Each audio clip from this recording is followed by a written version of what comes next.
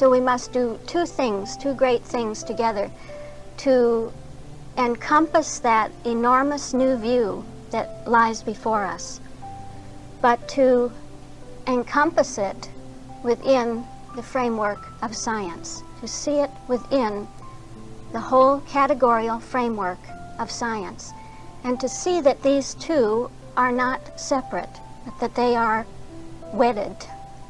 The bigness of the idea, the newness of the idea, the greatness of it is one with the structure of science, the structure of being itself. So then we come to another one, It's the man sick of the palsy. Jesus again entered a ship and passed over and came into his own city, and it was there that they brought him a man sick of the palsy, lying on a bed. And Jesus, seeing their faith, said unto the sick of the palsy, Son, be of good cheer, thy sins be forgiven thee. Then later, after an encounter with the Pharisaical thought, pulling him up short regarding his healing, the fact that he was healing, let's just read it. It says, And behold, certain of the scribes said within themselves, This man blasphemeth. And Jesus, knowing their thoughts, said, Wherefore think ye evil in your hearts? For whether is easier to say, Thy sins be forgiven thee, or to say, Arise and walk? But that ye may know that the Son of Man hath power. You see, the healing power of mind, power on earth to forgive sins. Then saith he to the sick of the palsy, Arise, take up thy bed, and go unto thine house. And he arose and departed to his house. Now let's look at this next group of healings, because we come to truth, the factuality of truth, the consciousness of truth. What else can we say? The affirmation of the Christ truth. And we're going to see that affirmation of the Christ truth in man now, in the patient, and how that has a resurrecting, a resuscitating, regenerating effect on the patient. So that truth tone comes in at the point of life as spirit. So you have now a change from life as mind to life as spirit. And Jesus passed forth from thence, and as he passed forth, he saw a man named Matthew. Now here's Matthew's story. Matthew telling about his own story. Sitting at the receipt of custom. And he saith unto him, Follow me. And he arose and followed him. So you have this immediate response, you see. I'm really hearing a little touch of that at the close of the previous tone there, because when the palsied man was told to arise, take up thy bed, and go unto thine house, he arose and departed to his house. I'm just thinking out loud. I want to be clearer about these things too. So Matthew, he said to Matthew, Follow me. And he arose and followed him. That's very, very definite, isn't it? Very definite response that the patient did exactly what he was told to do. Then there are several instances coming in here.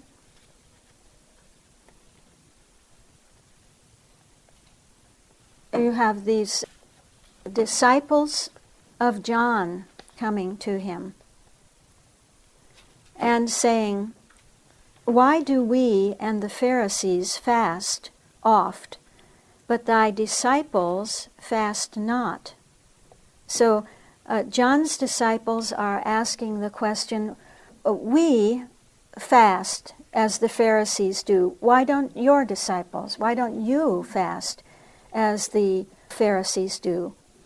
And what is Jesus' answer? He says, no man putteth a piece of new cloth unto an old garment. And you hear it's again this paradigm question of new paradigm, old paradigm. Whenever you hear the reference to a garment, you know this is always what tone? What tone is this? I shouldn't tell you, I should ask you. Huh? Truth. Truth, yes.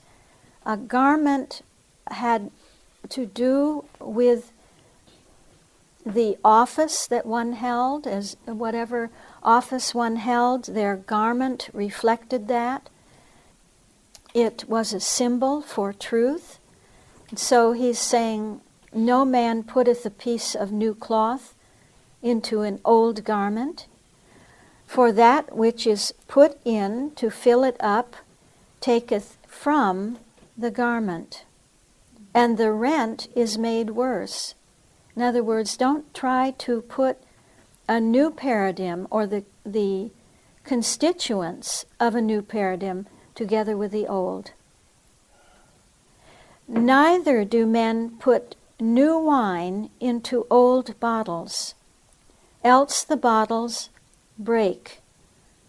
It's now this question of the inspiration of life, the inspiration of the new paradigm, the inspiration of the new vision. What do you do with a new vision? Do you put it into an old setting, an old paradigm? He says no, because those bottles will break. The old paradigm can't hold it, you see, can't take it. But he says they put new wine into new bottles, and both are preserved. Apparently, the bottles that they had in those days were not bottles, they were wine skins.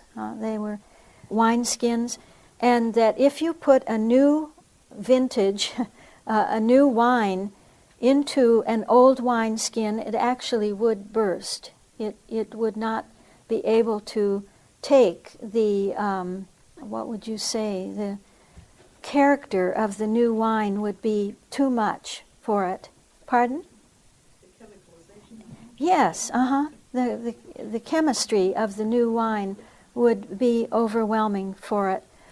So that is another instance that comes up. Matthew brings it in really to show that a new consciousness needs to have a new form, needs to have a new paradigm.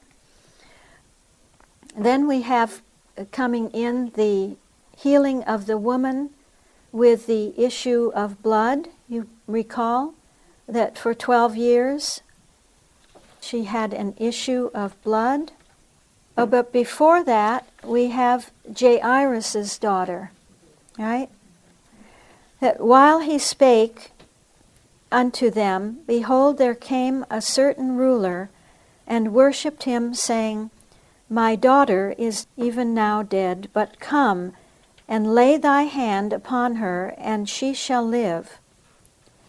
And Jesus arose and followed him, and so did his disciples.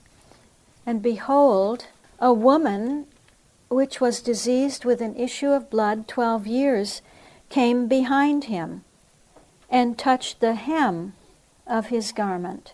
You see? A symbol for truth. She touched his garment, what he represented as the Christ consciousness. She wanted to touch that, for she said within herself, if I may but touch his garment, I shall be made whole. Can you hear the conscious participation of the patient? Yeah. Conscious participation with the practitioner. The patient working with the practitioner, both working in the consciousness of truth. But Jesus turned him about, and when he saw her, he said, "Daughter, be of good comfort, thy faith hath made thee whole." And the woman was made whole from that hour. You hear the difference there in the type of healing. So he was on his way to the ruler's house, to the house of Jairus, and he said to the minstrels and the people who were making apparently a noise, a dreadful noise because of the death and the loss of the daughter, he said unto them, "Give place, for the maid is not dead, but sleepeth." And they laughed him to scorn. And when the people were put forth, he went in and took her by the hand, and the maid arose. I think it wants to, the text really wants to show us that there was also something in her, something in the womanhood that responded in a coincident way, in a like way to the healing consciousness of the practitioner. And the fame thereof went abroad into all the land. And then you have the two blind men that followed Jesus, crying and saying, "Thou Son of David, have mercy on us." Again, the conscious acknowledgement of who he was, Son of David. Really? They knew who he was, they knew his status. And when he was come into the house, they came to him. You see, they pursued him, they followed him. And Jesus said unto them, "Believe ye that I am able to do this?" And they said unto him, "Yea, Lord." See, this conscious agreement, this conscious participation. And then touched he their eyes, saying, "According to your faith, be it unto you." It's up to you. And their eyes were opened. Okay?